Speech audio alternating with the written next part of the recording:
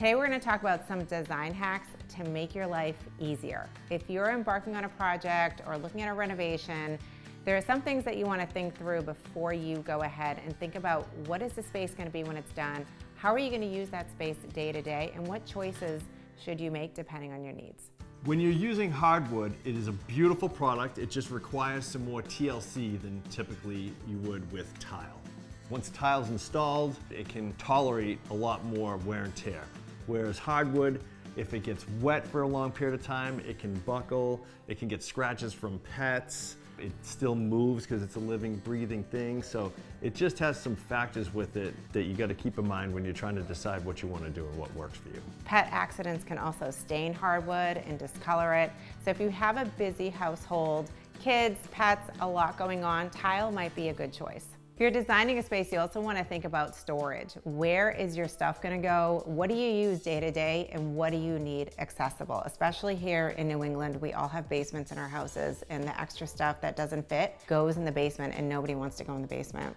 Right, if you want to find a nice space to put your broom or your vacuum or paper towels, toilet paper, all the stuff you use pretty much day to day, you want to try to find little spots and crevices that maybe you can put that stuff so it will make the flow of the house a lot easier. We had a project where after we opened up the walls, we saw that there was a little tiny space that was just being used for nothing, and we stole that space and we were able to create a little broom closet. So even tiny spaces can be useful.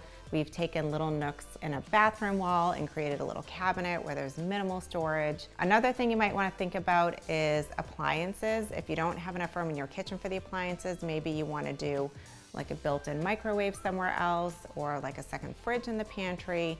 Just things like that where you want to think about, what do I use day to day and where can I fit it so that I'm not running around my whole house trying to find it. Yeah, typically your main floor is where you probably spend 80% of your time.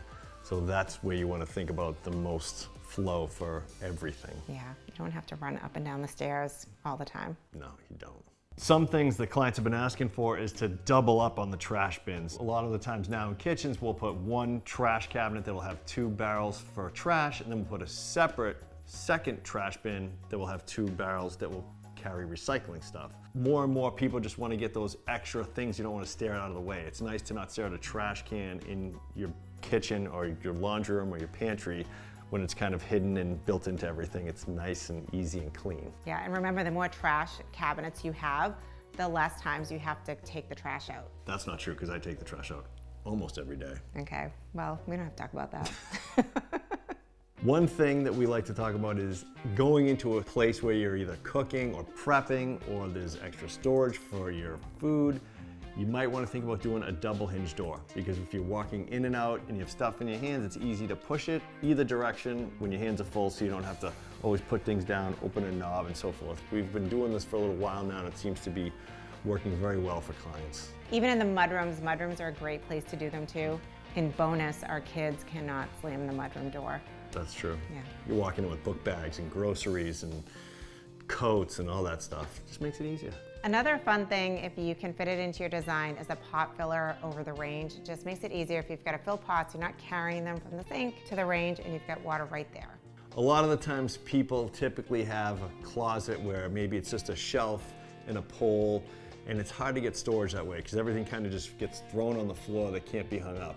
So what we always recommend is try to do a double hanging, or maybe you do hanging on one side and shelves on the other, because when you have organized storage versus just a big open closet, you'd be surprised how much more you can fit. Another great place to grab some extra storage space is on the end of your island. We've done projects where we've done open shelving for decor or for books. We've also done cabinets on the end of an island, and that just gives you some more storage. We can hide things away. My books are all audio, so I just have to keep them on my phone.